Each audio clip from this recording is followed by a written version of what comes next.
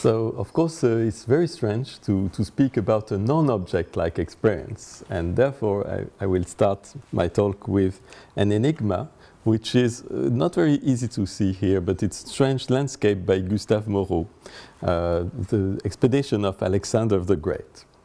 So, in fact, seeing this frame, seeing this picture is an experience, but experience is located nowhere on it. Pure experience is elusive because it is not. It is beyond or below the level of being and has no essence, namely no property that would distinguish it from anything else. It is lying at the permanent blind spot of what there is for the mere reason that it constitutes the precondition for anything that is, namely for anything that may appear. It permeates the show without showing itself. Realizing pure experience then requires moving backwards from the targets of perceiving or taking hold of something and merging with acting and appearing it instead. But now, if instead of doing that, instead of dwelling, we rather sharpen perceptual differences, if we push towards subtle instrumental differentiations, such as with science, if we improve the efficiency of handling by technology, if we increase the precision of discriminations by scientific theories, then we perpetuate the blind spot of living and knowing. And therefore, something which is being no thing at all is all the more easy to forget, remains in the dead angle of knowledge. And no move forward of this same knowledge can ever, in principle, account for what has been left behind by the very push towards knowing objects. But this is, I would say, the negative aspect of science when experience is at stake. But there is also, strangely, a positive aspect of science for the knowledge of experience. The positive aspect of science is that science progressively squeezes the domain of its lived precondition. It says, no, what is missing in scientific knowledge is neither an ontology, namely a final push, nor an élan vital, namely a sort of principle of life which is independent on any material element of these living beings, nor a sort of ghost-like soul, a sort of spirit. Nothing of that, just because the function that was fulfilled by all these entities of the past are now fulfilled by the so-called mechanisms. So it's very easy to think that since all these entities are no longer useful to science, therefore science has captured everything. But this is not true. This is absolutely not true. The only point is that science has shown that what this element which is missing cannot be. And this is precious, I think. Of course, one could say what is missing in science is mind or consciousness, but even that has been, so to speak, captured by the movement of science. It has been captured by a sort of redefinition of it. For instance, mind now in cognitive science is defined as a system of information processing for problem solving and decision making. Or consciousness is defined as a function of metacognition, cognition of cognition, and synthesis of representations in a single pattern. So even that seems to be reabsorbed by I would say, the totalitarian system of science.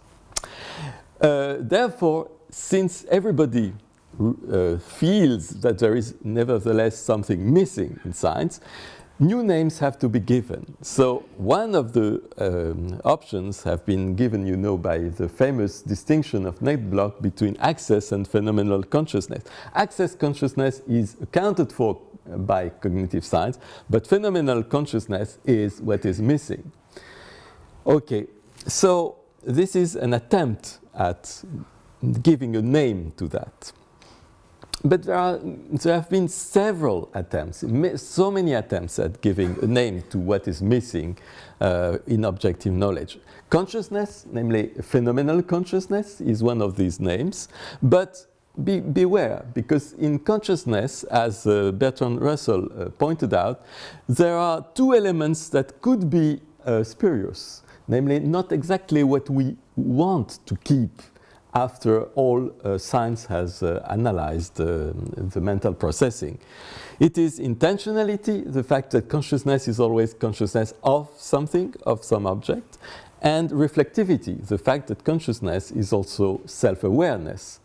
Maybe we want to keep something even more elementary than that, outside the domain of validity of science. So William James called that pure experience in one of his famous essays on radical empiricism, which I think is a very good name actually, and I will stick to it. But yet we can also criticize this name because there is a shadow of the subject in it. It is subject of, it is experience of somebody about something. So there is a little subjective taste to pure experience. So a more neutral term was used by Whitehead, feeling, just or feel. But William, after it was used by Whitehead after Peirce, actually. But William Clifford criticized this word feeling, saying, okay, but feeling is a sort of complex. We want something more simple, even simpler than that. William Clifford called that the mind stuff. But of course, stuff is not the nice word either, because that means a substance. And as I told you at the beginning, I think that experience is a non-thing, and therefore a non-substance. Other words were quality by Herbert Feigl, or depth by Ken Wilber, or wonderful expression by Nishida Kitaro, place of absolute nothingness, namely the self-hollowing out of the subject that gives room to any possible object. But now at this point, it is very clear that science is leaving a sort of gaping hole behind it. And secondly, that it prevents one from conceiving this hole as some occult entity or property that is formally similar to objective entities and properties, yet mysteriously inaccessible to its methods. If we wish to obtain a coherent and exhaustive framework in which to accommodate the manifestation as well as the manifest, the tacit certainty of experience as well as the objects of doubt and inquiry, some dramatic initiative must be taken. Okay, but which kind of initiative should be taken now? I think there are two possible ways to take this dramatic initiative. The first way is go on in the same direction as science and find a new property that is then pasted on physical entities, and which is called a feel or an experience or something like that. And this gives panpsychism. Panpsychism says everything has one of these qualities. But in order to say that, he starts, the panpsychist, he or she starts from the assumption of a world given out there, accessible to science and made of a plurality of objects, which is already a big assumption, I think. Now, there is another strategy, which I will privilege, of course, in my talk, because this is my specialty. It's instead of moving in the same progressive direction of science, going forward and forward and forward towards disclosing more and more about objects, moving backwards, regressively, towards the lived origins of knowledge. This is, I think, the best possible definition, the most elementary definition of phenomenology. And of course, going backwards these days is not very popular. You have to move forwards. So, okay, we have to accept we are not in the movement of our time and culture. So, so what are the standard premises of panpsychism as they were, for instance, expressed by Galen Strawson, who is now one of the most prominent proponents of this position? First thing is an assumption. There is one reality and it is physical, he says. So he ranges, Galen Strawson ranges with physicalists, at least at first sight. But when he tries to figure out what is the physical, then difficulties arise, because he says maybe the physical world is made of interacting particles or something else. He doesn't know, and finally it's not so important for him. Now, there are also two arguments in favor of panpsychism. First one is the fact that the phenomenon whose existence is more certain than the existence of everything else is experience.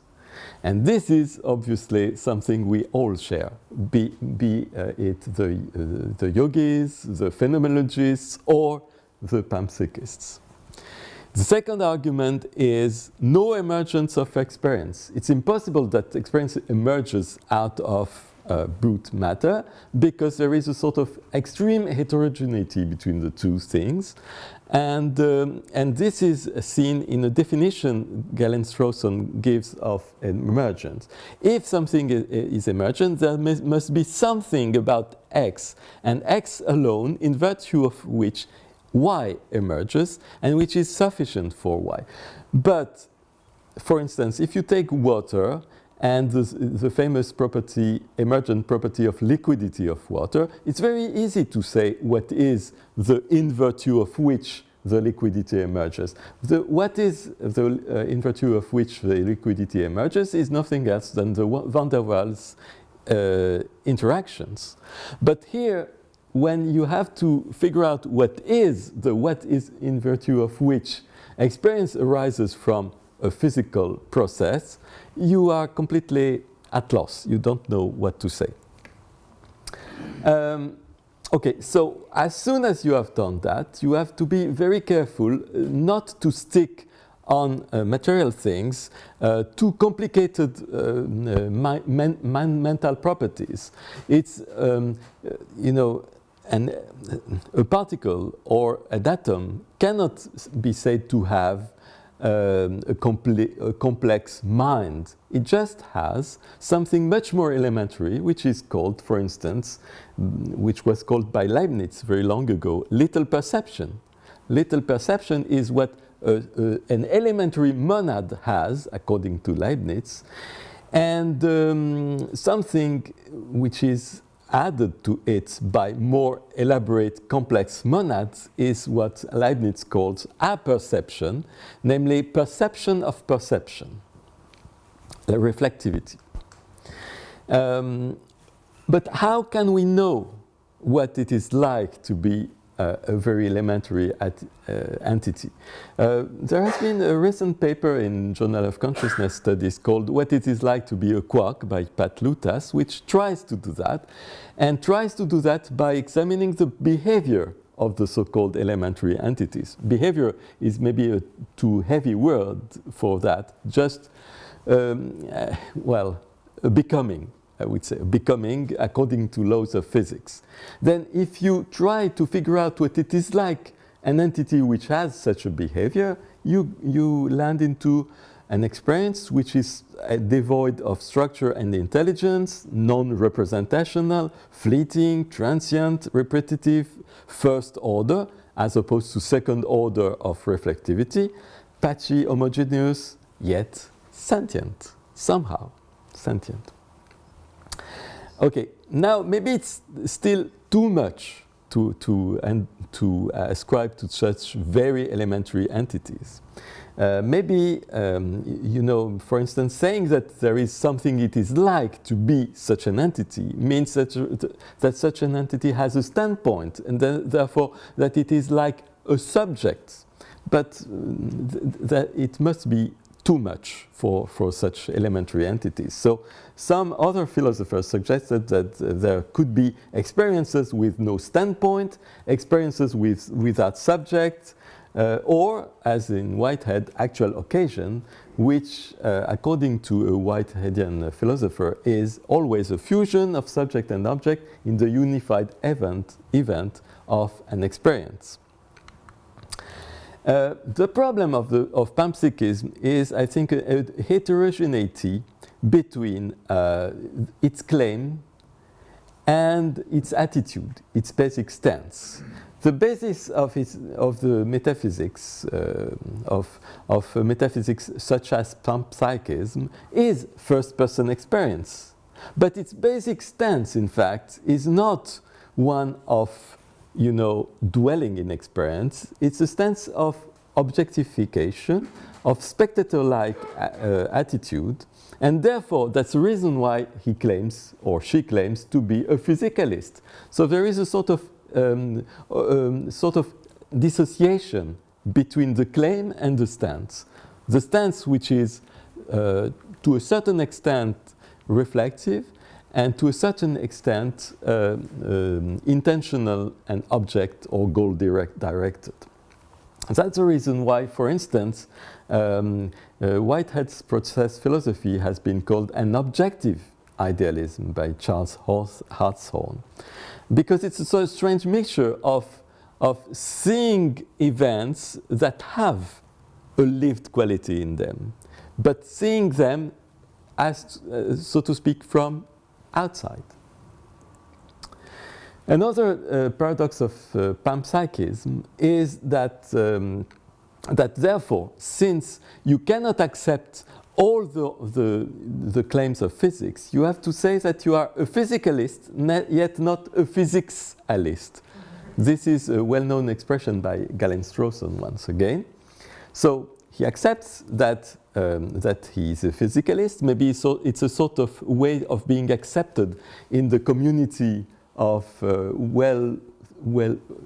we say in French bien pensants, the people who think well, that are accepted as thinking well. In order to do that, you have to claim that you are a physicalist. Yes, you cannot accept the entire ontology of physics, actually, because you need to add to it an element which is experience.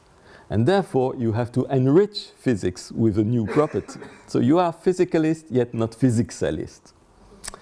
Unwelcome consequences are the following. First of all, you use physics just as a source of arbitrary representation. You take the one which arranges you at a certain moment, which is adequate to your philosophy of mind. For instance, you can have an atomistic representation of the world, and you add atoms of sentience on it. But then the problem is the famous combination problem. If you have atoms of sentience, how can they converge towards a unified consciousness? This is a well-known problem.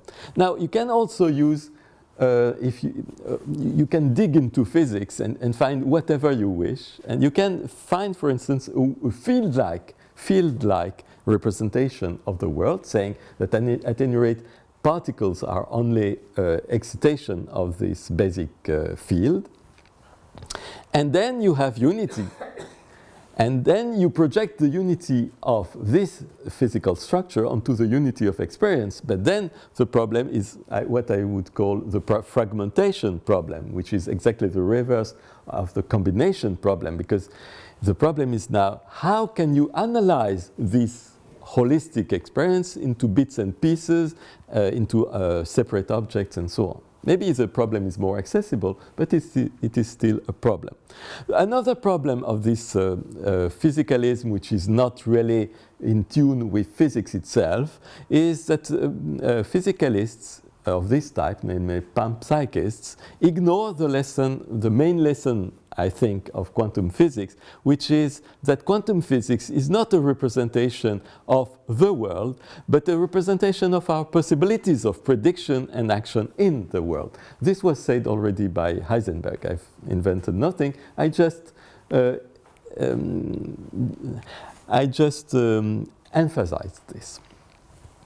Okay, so, if we accept that we retain physicalism yet not physics, then what is the physical, if it's not what is described by physics?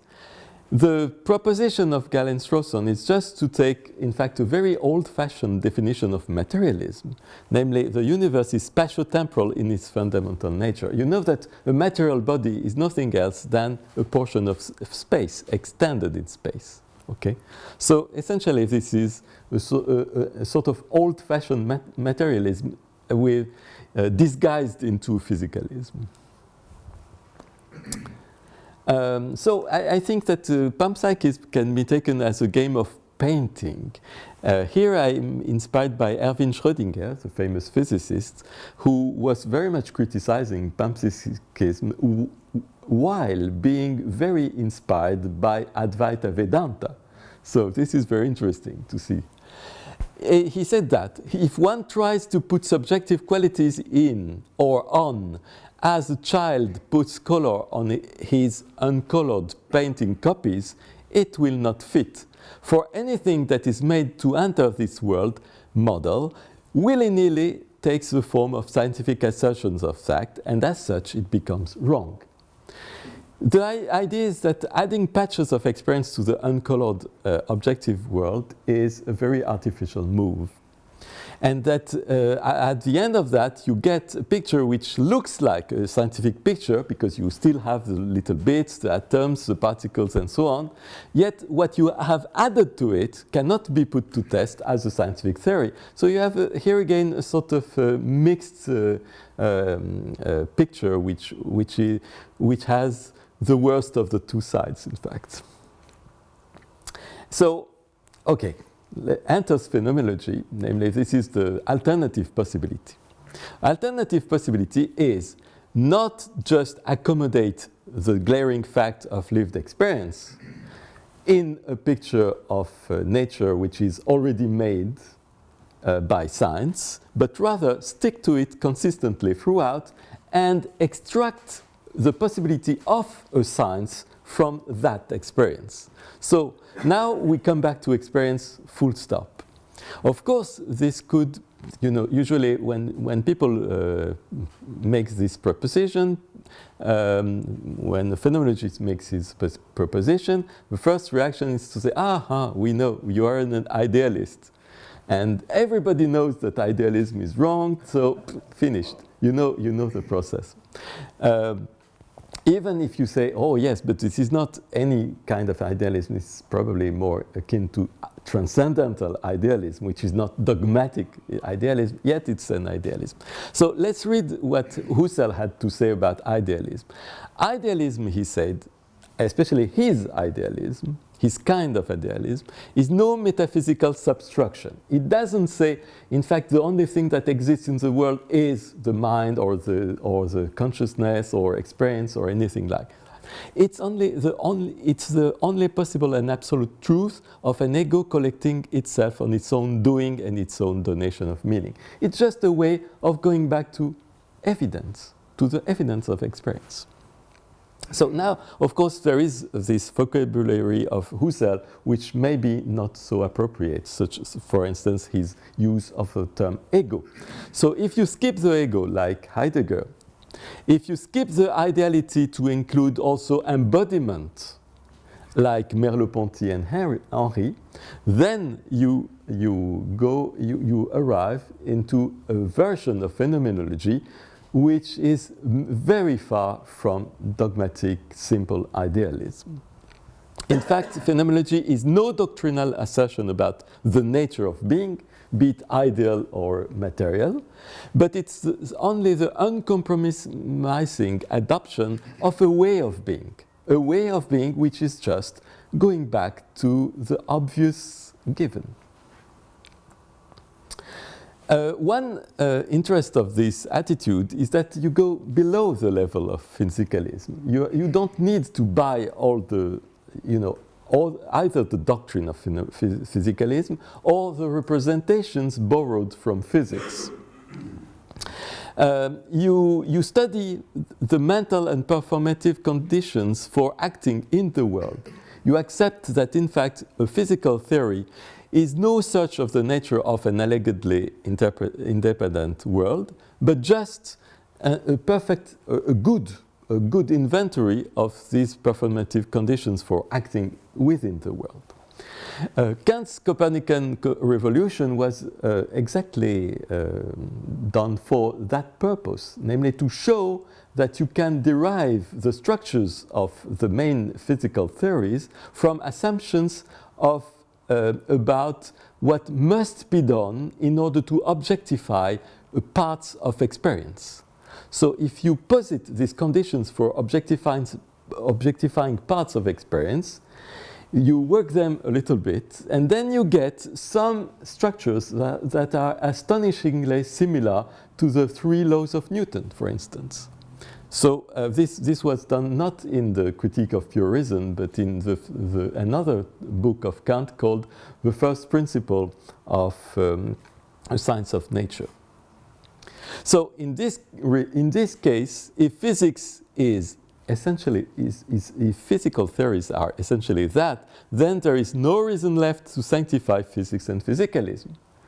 Now, the root of physics is seen to be a way of dealing with our experience.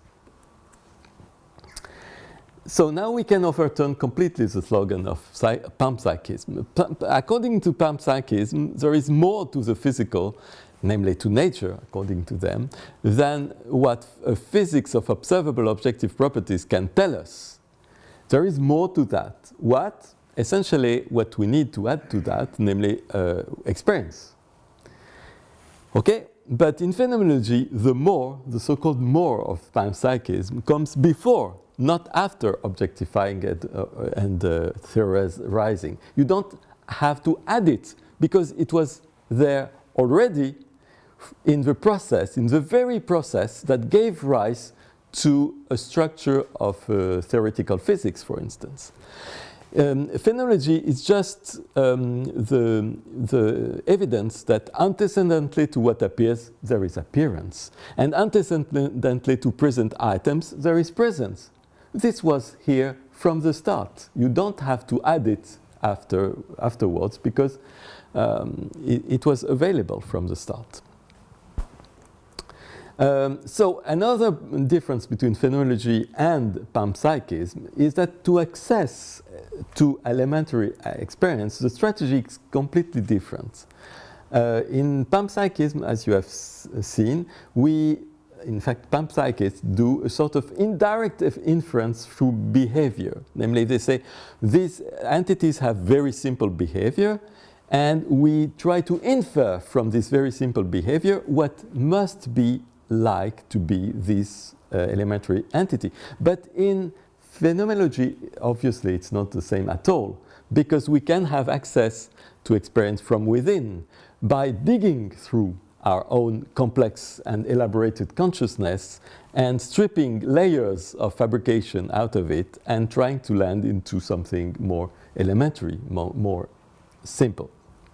The idea of an archaeological stripping layer after layer of fabrications was already formulated by Freud in his Gradiva, and by Sándor Ferenczi in his wonderful book Thalassa, in which he insisted that at the end of this search for the elementary, we find what he called the oceanic feeling. Now, the method of the phenomenological method to do that is the epochè, bracketing, or suspending, or epochè also is translated. The Greek epochè is translated by cessation. And suddenly I thought, this reminds me a certain sentence of the Yoga Sutra of Patanjali, the second sentence of the sutra, which is yoga is the cessation of mental processes. And therefore, epochè is a word that was used by Pyrrho to explain his attitude. And Pirot, as you know, had traveled in India, and therefore I cannot prevent from thinking that epochè is just the Greek translation of the Sanskrit nirodha. Okay, epochè. So what is epochè for phenomenologists? It's just undoing the primordial mutation that changed a universally open experience into a focused operational state of consciousness. Our state of consciousness is focused and operational, and then you undo that by suspending any belief, suspending any intentional directedness, and so on and so on. The difference between the skeptical epochè, the original Greek epochè, and the phenomenological epochè is that skeptical epochè only suspended judgments about things, that they are good or bad, that they are white or red, and so on and so on. But the phenomenological epochè suspends also what comes before judgments in perceptive life, namely, the fact that we see here and there objects.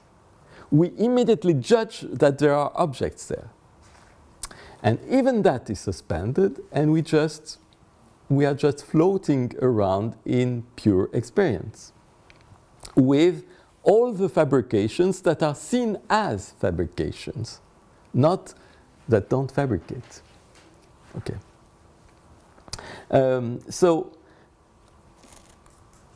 This uncharted realm that has been seen by way of epochè is something very strange.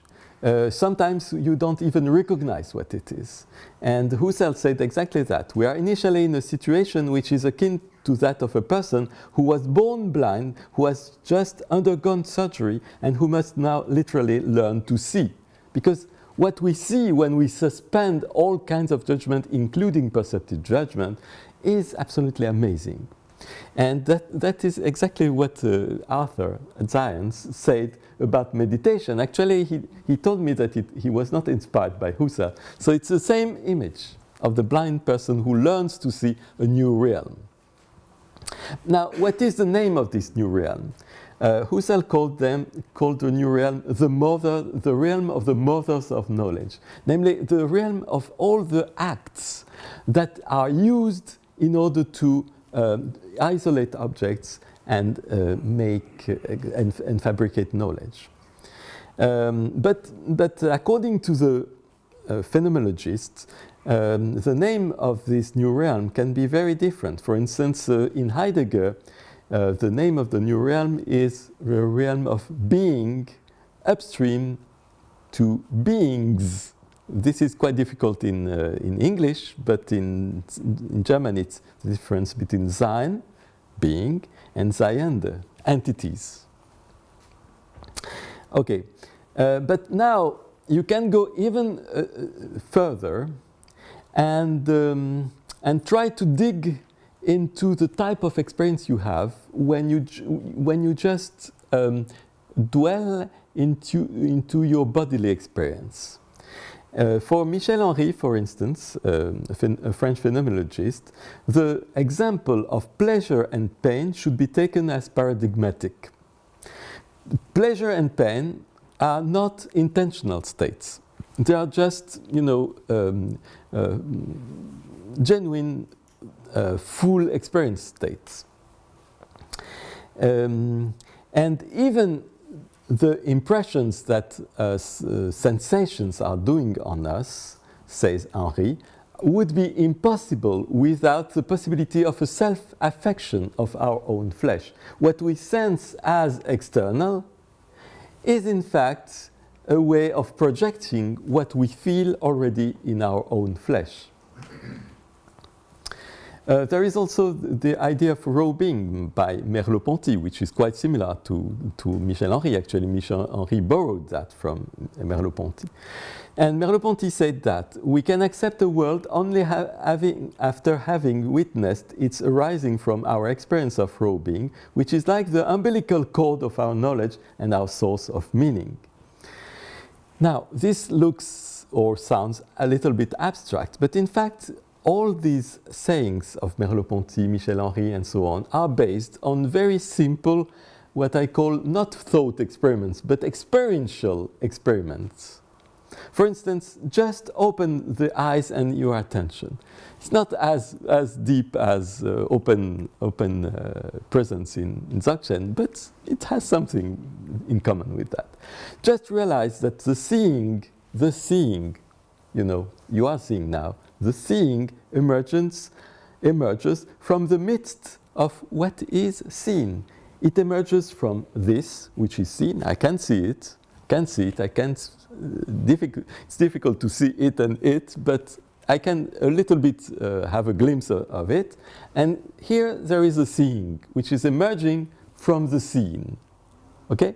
You don't try to analyze that into a body, into several objects and so on. You just take this as it comes. Namely, this amazing impression that you have a transparency that goes through the opaqueness of the scene. Or also another experiment of this kind, just rub a cloth, eyes shut. You just do that. And you feel essentially no contrast between friction of the hand on the cloth and caress of the cloth on the hand. There is a sort of undivided mass of self-other feeling, unanalyzed, and therefore you should not make a distinction between your flesh and the rest of the world. So this gives rise to an ontology that comes from within the experience of embodiment. According to Merleau-Ponty, the flesh is that strange being endowed with reversibility, jointly perceived and self-perceiving. It is perceived, but it's also self-perceiving, because now I'm feeling a little bit of my arms. So that means that, in fact, in our everyday life, we are not point-like spectators of what is manifest. We are, in fact, a field of experiences which merges with what is manifest. What is manifest is all these things, and here is the experience. Here it is.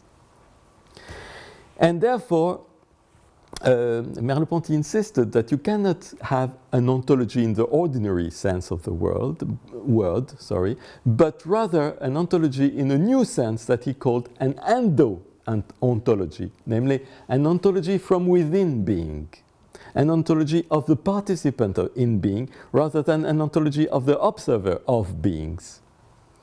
And here is a nice characterization of vision by Merleau-Ponty according to this new view of an endo-ontology. He said, vision is a tool which allows me to contemplate from within the fission of being. That's wonderful. That means that there is not somebody here and object there. There is being, and suddenly there is a split in being, and we see something different from ourselves. We see as if something were different from ourselves, and yet it is only one being. I must say, Merleau-Ponty even extended this ontology of the flesh to the whole world. You said you sensed that there was a potentiality for that, but Merleau-Ponty said that very explicitly. He said, okay, let's drop, in fact, any ready-made objectified analysis of the world into little bits of matter, little chunks of elements, and so on and so on.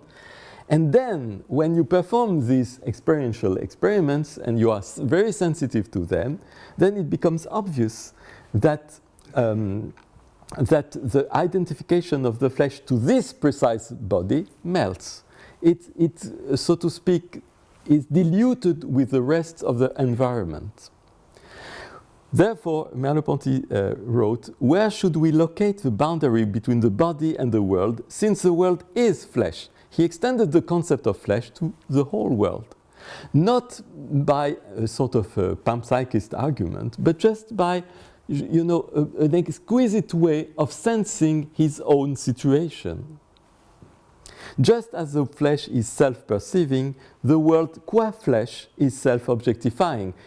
The world is self-objectifying in this particular place we call our body.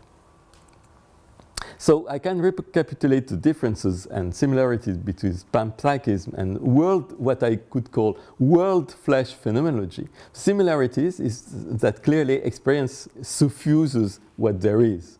This is a commonality. But the difference is that in one case you take the ordered cosmos of reason and science for granted and you add something onto it. Whereas in the other case you deconstruct the cosmos of reason and science and you go back to its source, namely to an unelaborate embodied experience of self-sensitivity. And therefore you conceive the world as experience instead of saying that the pieces of the world hold an experience. That's a difference. So maybe I could stop at this point. I wanted to speak a little bit on Zen, but I think it's enough.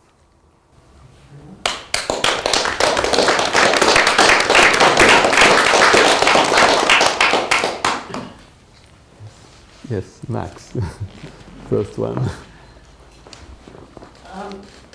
You have really focused on a contrast between panpsychism and phenomenology. But one could say that phenomenology, in the way that you've elaborated, is more of an epistemology, whereas panpsychism is an ontology. And that you could, for example, hold both views together. So particularly with the last bit that you were talking about, you were explaining how you might come to a realization that what I am like is of a piece with what surrounds me and so on. And in a way that's what the panpsychist is driving at as well. So that's just the first point about which you might like to comment. The second point is that when you criticize panpsychism, you raise what is indeed commonly said about it, which is that it has an insoluble combination problem. I've never understood this. And the reason I've never understood this as a problem is that there are at least three domains in which you have exactly the same situation, where nobody regards it as a problem. Two of them occur in neuroscience. One we talked about earlier this morning, where we were talking about moments of experience. And I pointed out that actually this Buddhist concept of moments of experience actually has a counterpart in straight cognitive psychology, where it is fairly standard to say that conscious experience is, okay, they're talking brains now and functioning systems, but constitutes moments.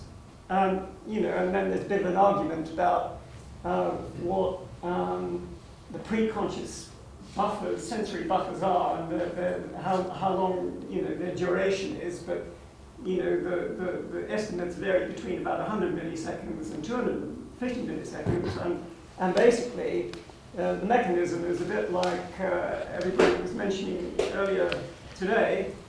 But it's also in psychology called the critical flicker frequency, where you just take for granted the fact that a film actually consists of frames, but as you speed them up, they become a continuity. That's one point. They become a continuity in consciousness. In consciousness, exactly. Yes. But consciousness solves the mind-brain solves solves this problem. The second one that's well known in neuroscience is for instance, is known, and you will know it. It's called the binding problem. Yes, so that's right. within the visual system, it's standard to say there are about 30 different analyzers topographically arranged within the visual system, each looking for a particular feature of the world. So some look for angles, some look for colors, some look for shapes, some look for movement. But when we look around the world, it's all integrated, and that's what the binding problem is. And again, there are psychological theories about exactly how that works, which I agree. which seem perfectly reasonable scientific theories. They're not insoluble.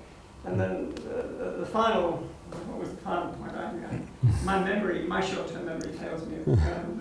There's another very simple point. Let me start with answering you on these 2 points, because if not, my own short-term memory will fail.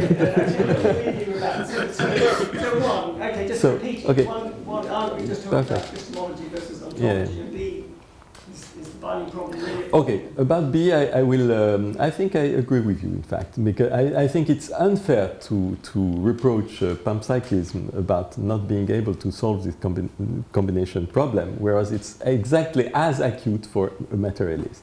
I entirely agree with you on that. So I was not really criticizing panpsychism on that point, just saying that it was a little bit arbitrary to say that you choose an atomistic representation of matter and the elements of sentience, or you choose a unified picture of matter, such as the field-like picture, and a unified picture of sentience. So it's a little bit it was my main criticism, this arbitrariness in representation, which are borrowed from physics. It was not about this precise combination problem, which I agree with you is no more a problem for panpsychism than for any other theoretician. So now let's come to the first problem, which is more, I think, more fundamental. You say panpsychism is proposing an ontology, whereas phenomenology is only proposing an epistemology. I deeply disagree. Because, as I explained about Merleau-Ponty, there are just 2 ways of seeing ontology. The way of seeing ontology as, a sort of projection of objectification, namely an ontology of objects out there. And the other way of understanding ontology, which was quite well described by Bertrand Russell, for instance, in which you accept that the only way you can have in order to see and to have access to the world as it is in itself is just dwelling in experience, because experience is the only way in which we stick with the world. Every other fabrication about, coherence between observations and so on, which is given, for instance, by physics and other sciences, is no longer, in fact, an ontology, but it's an idealization. So I think it's exactly the other way around, namely, a panpsychism claims to have an ontology, but in fact it has an idealization which is isomorphic to the idealizations of science. Whereas a phenomenologist has an ontology because he doesn't have an ontology. He is an ontology, I would say. So that's the difference, I think. Okay, discuss. Yes, it's really interesting because If you remember your 3rd point, please tell us later. Yes, please. I'll give other people a chance. When it comes. So, yes. I quite agree with you on the parallels between epochè and especially the entire enterprise in ideas for Husserl and yoga. But there is a problem there. In mapping one against the other, terminology is a problem because you have to see what is in the context. And your translation of epochè as basically nirodha is something for me problematic for the following reasons. The reason is that looked at in the context of crisis of European man, for Husserl the problem was how to turn people away from the physicalist, naturalistic attitude. And so it is as if for me an invitation to go inside the mind rather than look out. That's right. So that is parallel to more like pratyahara than nirodha. Good, yes. Okay. So otherwise we have big problems in mapping one against the other. Okay. Nirodha is stopping, and the process of stopping is described in Patanjali as slowing down, making the contents of the mind uniform to the point that they slow down and ultimately stop. That's right. This morning's girl of that kind is flattened. That's right. Okay, but in spite of the fact of the similarity between yoga and epochè, and the stepwise progression through different stages of epochè, as I have mentioned to you privately before, what intrigues me totally is that Husserl apparently arrived at the experience of something he thought of wonderfully transforming personal experience, and which he had to describe only in a footnote. Yes, yes. What made him do that?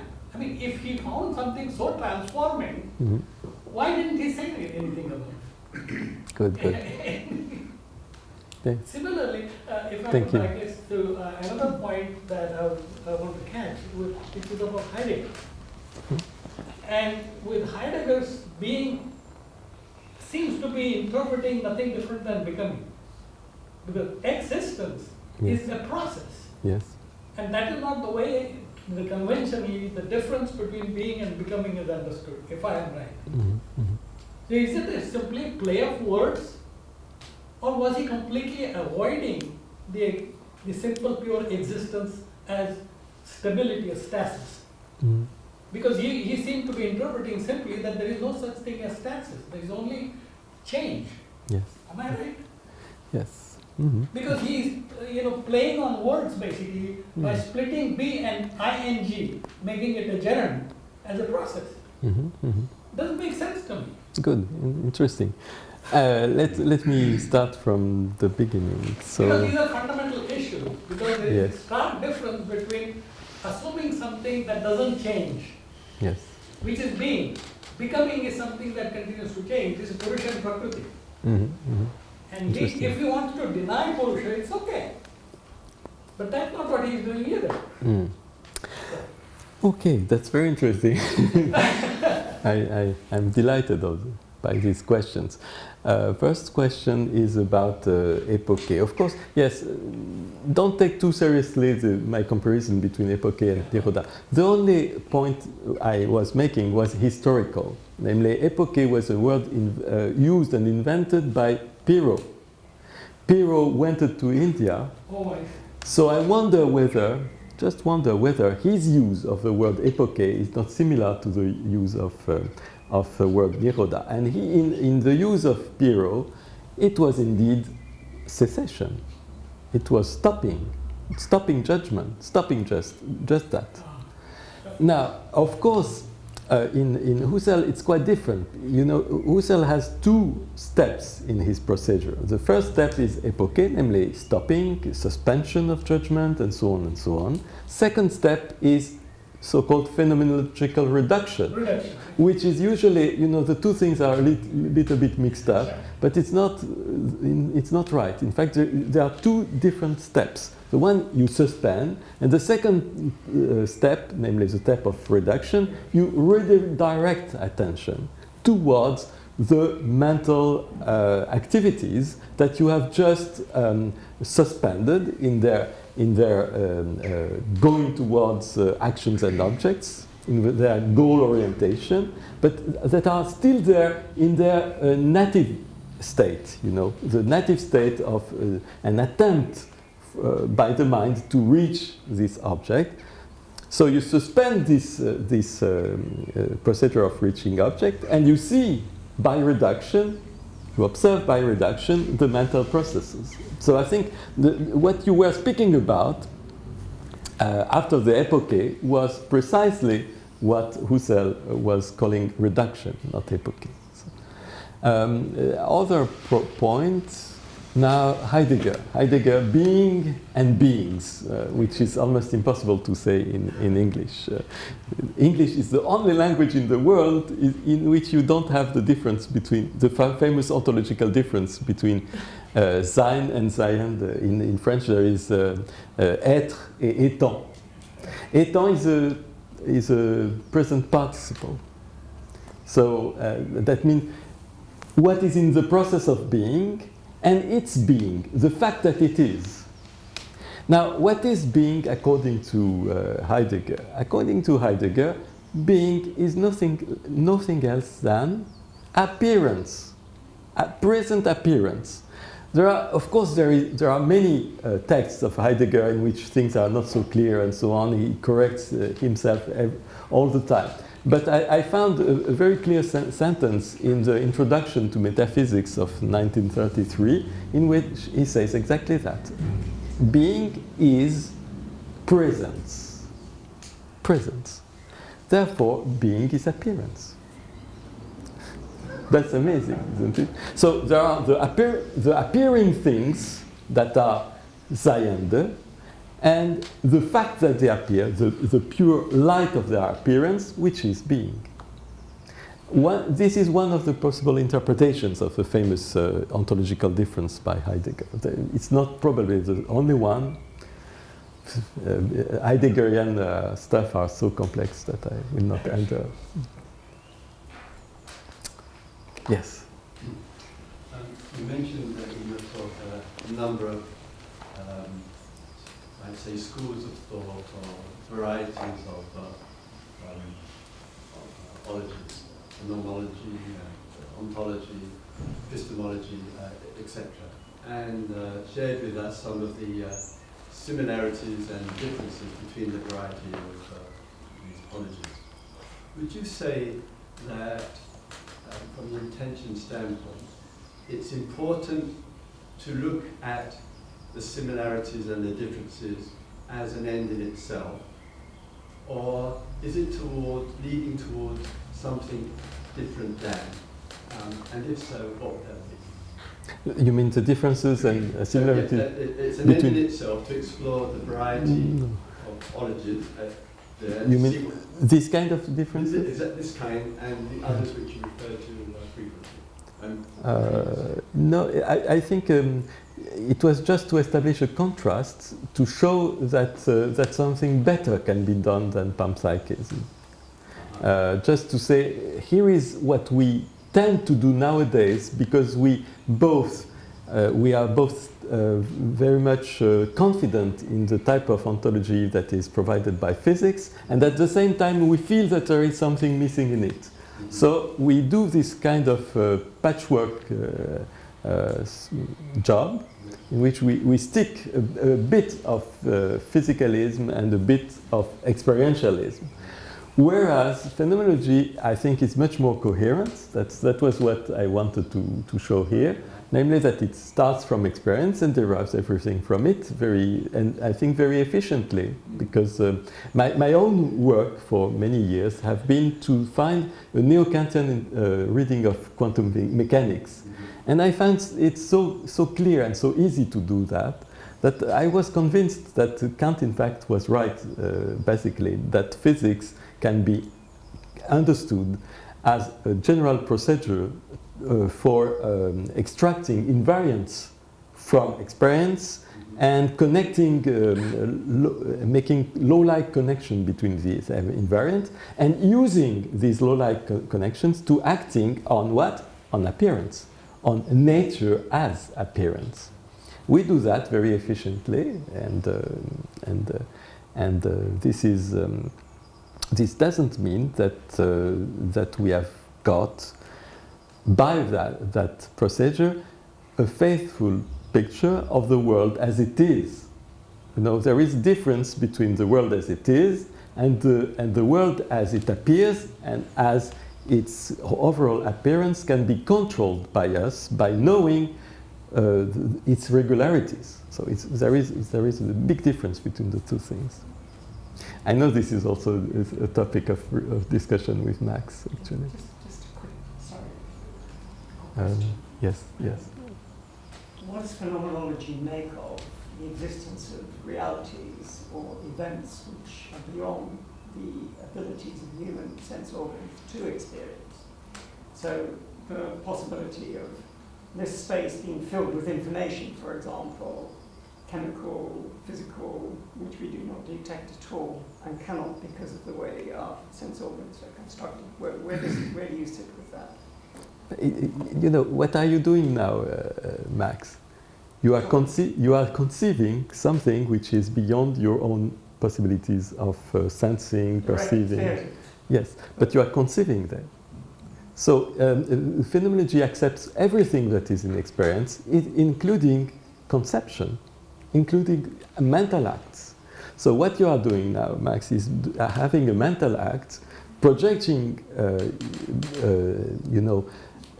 an attempt at explaining something that is manifest by something that is not manifest. This mental act is part of your experience, so it's not completely external to experience. And therefore, for phenomenology, you just take everything that comes in experience, perception, conceptions, extrapolations, what you were doing now, and you bring them together and say, this is the domain of what shows itself. Accept it. Accept it. Conceptualization. Absolutely. Yeah. But I'd be inclined to say that the conceptualizations are of entities and events, which I cannot directly experience. Okay, they exist. So the there are entities out there we can go identify. I accept that conceptualizations are of entities and events, but I accept these entities and events not as independently existent, but as intentional correlate of your own thoughts. And I accept that as that. But if you do the epochè, if you do the reduction, each time, because you practice, each time you think, okay, there is something beyond that I cannot grasp and so on. Okay, but look what you are doing now in order to say that.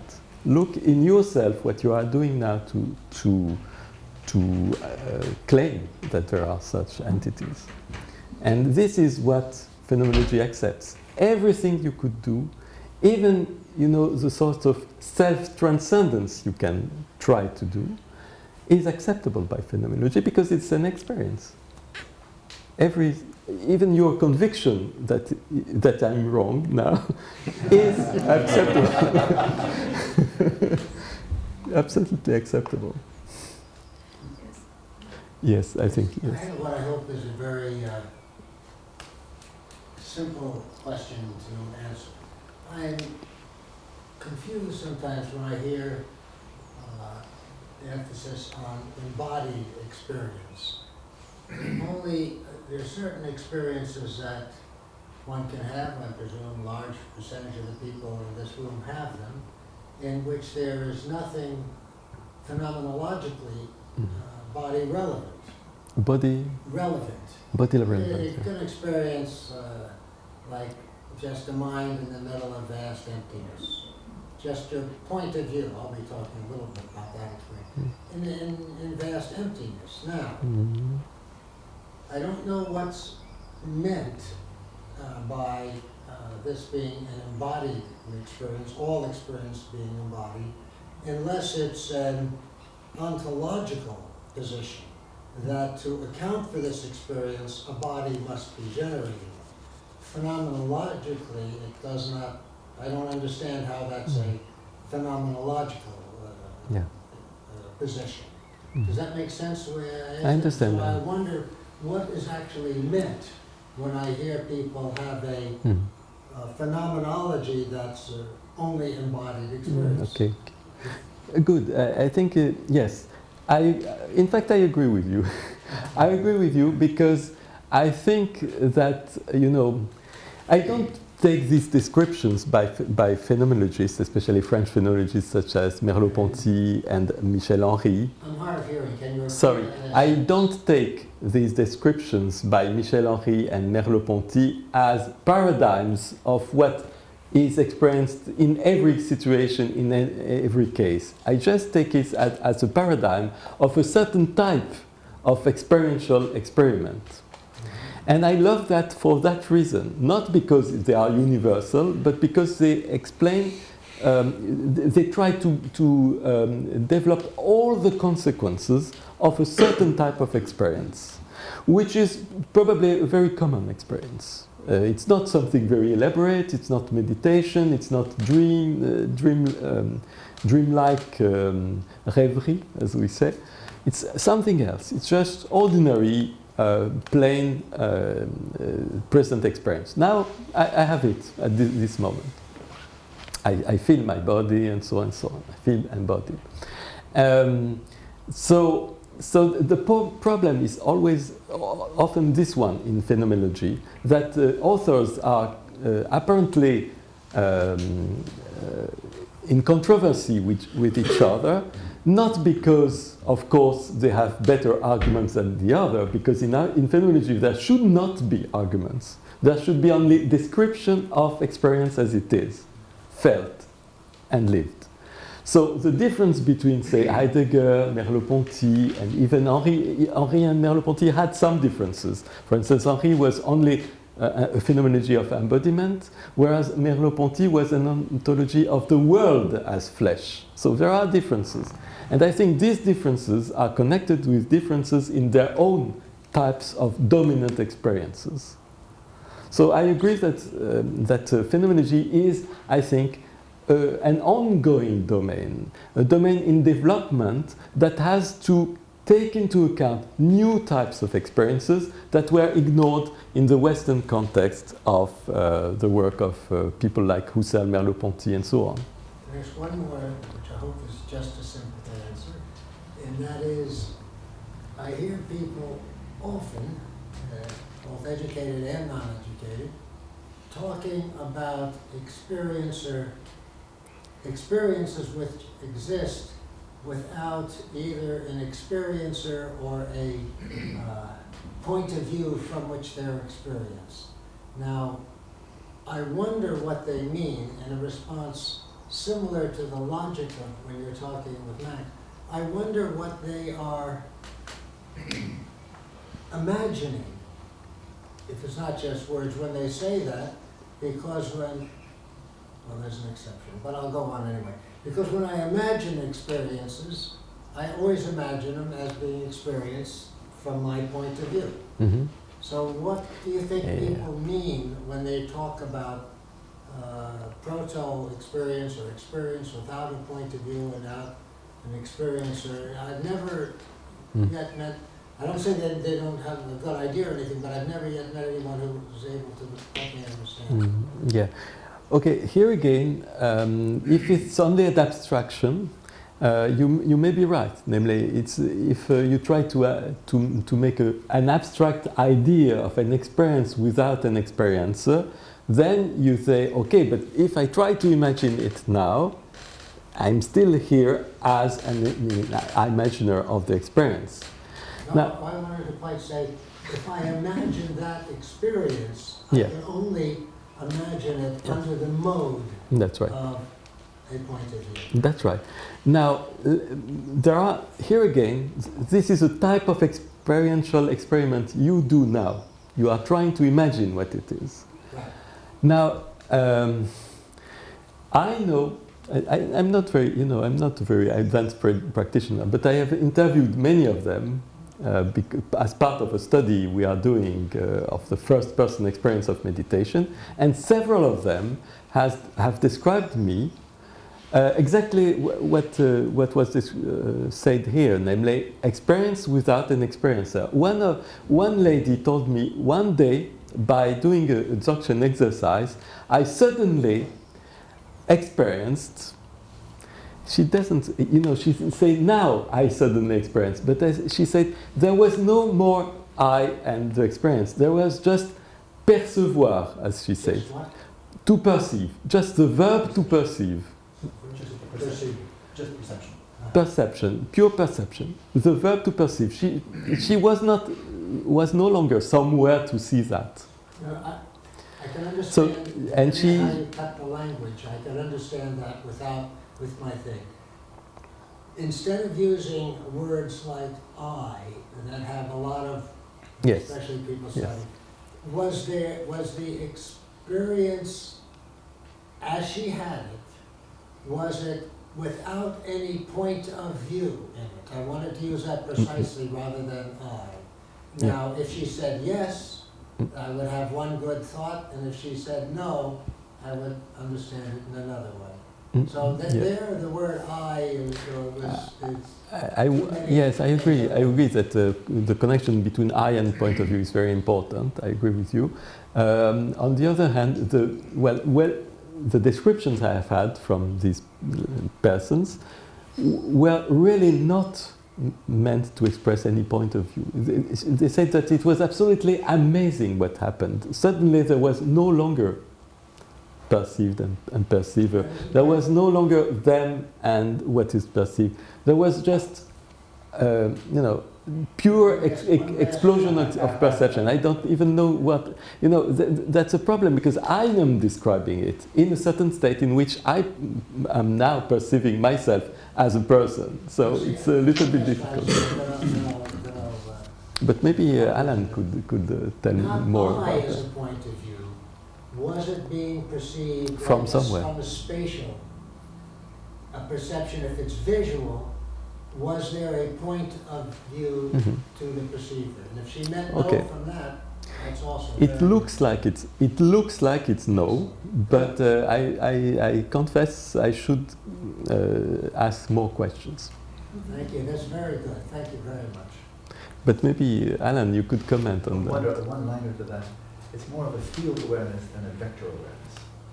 And that is, the awareness saturates the field of experience rather than viewing it from a particular point. So there's no directionality from here to there. The experience, the awareness saturates that of which you are aware. Therefore, it's not from this angle or that angle. Yes, I've had that. Sure. But I would like to debate a little bit with my esteemed friend and colleague, Max, because I think there is a problem there in the panpsychism, and I think it's different than, I think it's not solved in the following way. But I'm going to come to Buddhism, because what Rupert didn't mention, but I think I think your Theravada is similar to the training I've had, which is mostly Savastivada and Vichara, is that this 1 or 200 millisecond burst of cognition is not the shortest. In fact, they're much shorter, and in one tradition they say 1/65th of a finger snap, so on the order of 2 milliseconds. That's the shortest. And they are finite duration. I think it's a general consensus, it's not infinitesimally short, but finite. But in 2 milliseconds, if we just take that as a model, I'm not saying it's absolutely true, then the general view in Buddhism is that nobody apprehends anything in 2 milliseconds. It's too short. But on many occasions, happens all the time, that you'll have a cluster of these 2 millisecond bursts, and they're directed to the same object. If one of them doesn't get, the next one doesn't get, the next one doesn't get, but there's a smearing effect. And so they are focused on the same object, and over 100 milliseconds, then you can say, I saw white, I saw a triangle, like that. And so it's like a whole bunch of people pulling a rope in the tug of war. You can't say, well, and if one side wins, you can't say this person won, this person won, this person won, but they all pulling in the same direction. You can say this side won, and it's a collectivity of all those people pulling the rope. But that's how the bonding problem is taken care of in Buddhism, is that they are all focused on the same object, and so there's a continuity, a kind of momentum that builds up. So with 100 milliseconds, 200 milliseconds, then apprehension does take place and you report. But no 2 milliseconds is going to report by itself. So it's not the same. Now my understanding, and now you please correct me, because you know panpsychism is much better than I, but whether you go down to the level of elementary particles, which again from quantum mechanics perspective is extremely problematic, because they don't even exist with specific location and I agree. momentum. They don't even exist at all. Yes. But if you try to go more macro to, let's say, molecules, or then all more macro to cells, if you turn them into agents, and this is commonplace in neuroscience, this neuron is sending information to this one, these neurons in the visual cortex are seeing parallel lines or vertical lines and so forth, I think it's starting with a leap of faith. Because where is there any evidence that neurons know anything at all? All we know is that subjective experience is correlated with neuronal activity. That doesn't make the neurons agents. But in the materialistic view, they can't imagine anything being an agent if it's not physical. So I think there's a real problem here. The combination problem is, let's go on the macro level, a whole bunch of neurons. We have 100 billion to about 100 billion, I've heard, neurons in the brain. If we regard them as 100 billion agents, then you've got a massive problem of the binding problem, because you have 100 million perspectives. And so that doesn't make any sense to me at all. All you know there is correlations. And then if you say outside of the brain, you go to Michio Kaku's notion that a thermostat is conscious. Because consciousness is basically simply a looping of information. So he completely emasculates it from any type of experience at all. And so he just takes, well, okay, let us just assume that the thermostat is conscious, and now it's simply greater and greater complexity of information systems all the way up to a human brain. But then you still have the same problem. the molecules of a thermostat are not all looking at the same thing. They're not looking actually at anything at all. So how do they ever bind? If you have a lot of neurons in the head, how do they ever bind? How are they ever looking in the same direction? So I think the fundamental problem is in inorganic molecules, you have an enormous problem of getting a whole bunch of perspectives of individual atoms or molecules somehow viewing the same thing when they're all bumping around in their own little spheres. And then when we get to neurons, there's no evidence at all that neurons know anything. So then so then the whole issue of how do they know the same thing doesn't come up at all. So I see both of those as being pitfalls into oblivion of confusion. I was going to avoid the temptation to, we'll talk about it later. Over lunch. Yeah, because otherwise that's going to be the end of this. I just want to... Over dinner one day. I'm going to restrain myself. I just want to add Deprive us of juicy debates. That's what we're here for in the second I don't rank. want to deprive. just a little comment on what you said, because a little comment on what you said, just on physics. As you said, it's just very, very exaggerated to think that physics is speaking a bit about little bits of matter called particles. In fact, the best possible conception of a particle nowadays in quantum physics is as a special observable, nothing more. Namely, you have a point-like appearance into a Geiger counter or a screen or something like that. Just a special observable. Special observable is a phenomenon, nothing more than a phenomenon. And therefore, saying that the phenomenon has a standpoint, a point of view, an experience, and so on, is just, completely reverting things. Therefore, I think that the phenomenological standpoint, at least, is much more coherent because it takes the start from our experience and builds out of that a connection between all possible observations and observables, and especially a set of law-like connection between these observables. Then it's perfectly appropriate. We have experience all the way, and yet we don't have to ascribe experience to things that we know do not exist. That is... I pose a question to you. Yes. And that is what I found extremely interesting is quantum cosmology from John Wheeler and others who've taken the principles of quantum mechanics. And instead of seeing that as something very local in your laboratory that you try to protect from decoherence so it doesn't all fade out into macro physics, turning it 180 degrees around and viewing the entire universe as a quantum system. Yeah. I find it incredibly fascinating. And what comes out of that, John Wheeler is the most clearest dead advocate, and Paul Davy is probably the current living one, is this whole theme of its from bits. Yes. And I wonder if you must know about it. Mm-hmm. But it's from bits, that is, information is fundamental to the universe. Yeah. And the categories of space, time, matter, and energy are derivative. Mm-hmm. But information is not physical. But out of the physical, we make the constructs of physical, and then out of that, more and more constructs. This seems to be phenomenology, not by stepping out of physics and coming in through another door, but coming through physics and punching all the way through. It's true. Applying the insights of quantum mechanics to the cosmos. Absolutely right. The only point is that usually when physicists develop this idea of it from bits, they reify bits. They say the universe is made of bits everywhere, like little bricks. Right. But bricks not of matter, but bricks of information. But yet information is situated, is experienced, and so on and so on. They should take that into account also. He absolutely emphasizes the type of information he's referring to as semantic information, which has a referent. Exactly. Emphasis like that. Where he doesn't go, and I think this is where he became timid, is he never raises the issue of consciousness. That's right. But I would say, this is my final point, that, and I stand by very strongly, that there is no such thing as information, semantic, meaningful information with a referent, without somebody who's informed. That's right. There's no information, and there's no information unless there's informata, that about which you're informed. That's right, yes. But now if the universe is the informata, and information is the process by means of which we know it, and there's no information without somebody who's informed, now you have the three which are mutually interdependent. Absolutely. And consciousness has to play an absolutely fundamental role in the universe by way of objective observer participation.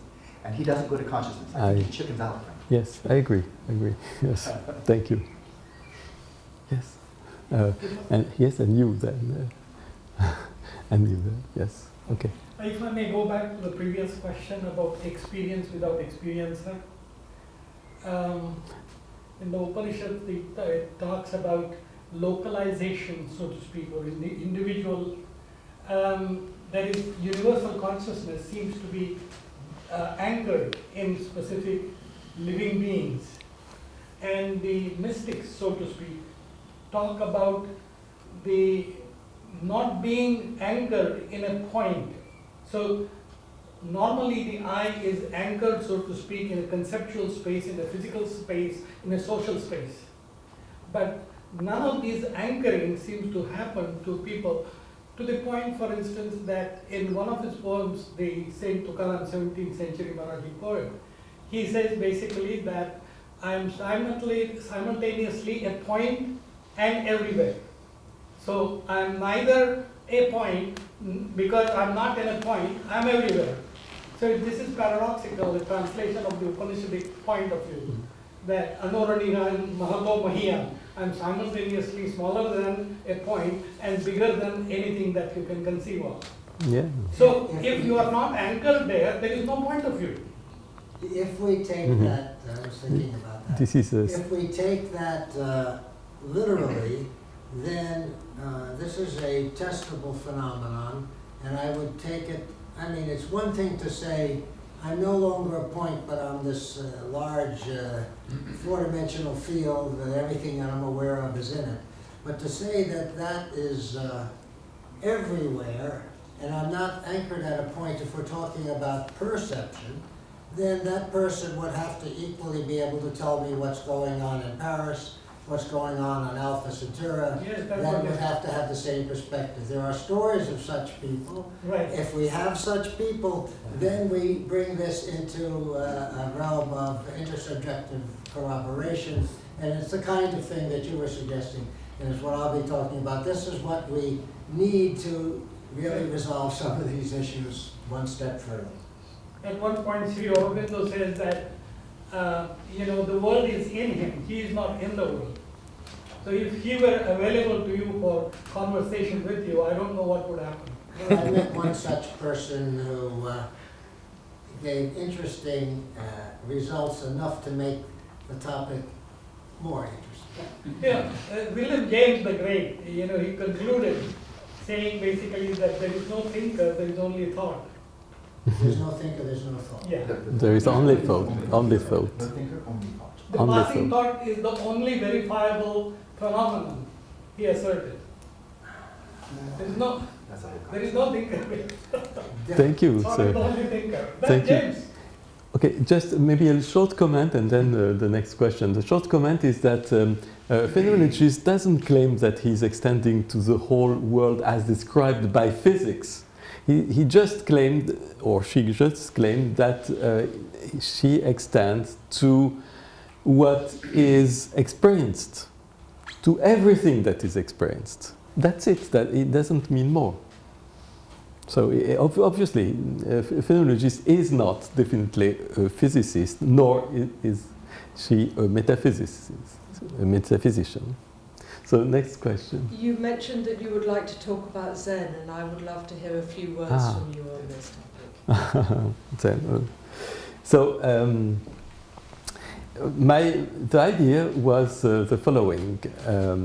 Another way of doing the so-called work of archaeology below the level of fabricated experience is by practicing meditation, obviously. Not only practicing epochè and reduction, which is quite similar, but practicing meditation. So, and here I took as a witness of this archaeology of experience the Zen authors and the Zen traditions, which is rooted obviously in Japanese culture. In Japanese culture, there is no such thing as the Western concept of nature. What is the Western concept of nature? This one. A totality of being exposed under the gaze of reason, made of a plurality of beings, say of things even, with an essence which is unfolding as a law-like sequence of phenomena. It's my own definition of Western nature. Maybe Max will criticize it, but we'll see that afterwards. But there is no such concept in the Japanese culture. There are three words which are used to express our word nature. The first one is the one that was used in the 19th century to translate the Western word nature. It was shizen, and what it means is thus by itself. Namely, it expresses the immanent thusness instead of the depth of the essence of something that unfolds by way of the laws of nature. The second word that is used for saying nature, here it's not exactly nature as a whole, but nature as the nature of something, namely its principle of existence. And it is sho, which is expressed by a kanji and the ideogram representing a sprout born from the earth. Here again you have an extreme concreteness of a principle of development instead of the abstractness of the concept of essence. And the third word which is used by Japanese language to say, to express nature, but this time in terms of an environment, it's, as you know, mountains and water. Here again, you think, okay, this is just a list of things that are found outside, out there. It looks like it is only a list of entities. But we have to be careful and think a little bit hard about what is expressed by this very concrete, very elementary expression, mountains and water. Okay, are they separate forms as our Western objects, or are they audible evocations, namely because they are words, they are sounds and so on, are they audible evocations of glimpses of presence? That's my question. When Japanese says nature, by using this word, which is very useful in Japanese, namely mountains and water, is this Japanese person expressing something about separate beings, or is he or she expressing something about the sparks of presence of this nature everywhere, these flowers with their colors and so on and so on? What we saw in the garden a few moments ago.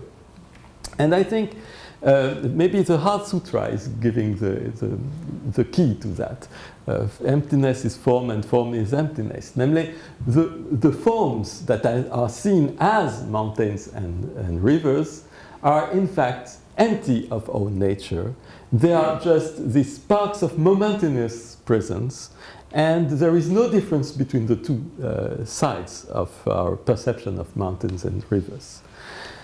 And Dogen confirms this interpretation because he says the mountain and water are the realization as presence of the way of elder enlightened beings. You know, mountains and waters are realization as presence of enlightenment. Enlightenment is not different from the pristine presence of these mountains and waters. So there is intermingling here between the very simple, very concrete expression mountain and water and their conception of enlightenment. So for the enlightened person, I would say, especially from the standpoint of Dogen, sorry, nature arises as pristine present experience and nothing else. You don't need to conceive that there are entities behind them and so on and so on. And strangely, I found in Nishida Kitaro, who is a philosopher very much inspired by Western philosophy, especially William James and Hegel and Kant and Husserl and so on, a sentence which could have been pronounced by Merleau-Ponty: the world becomes the self's body. In that state, namely in the state of enlightenment, in the state in which you cannot distinguish the world of entities from the world of presence, the world becomes like the self's body. It's very Merleau-Pontian, and yet Kitaro died many years before Merleau-Ponty's formulation of his ontology of the world flesh, which he expressed only in late work of 1960. So, wonderful connection between Zen conception of nature and the world flesh phenomenology of Merleau-Ponty. That was all what I had to say about that.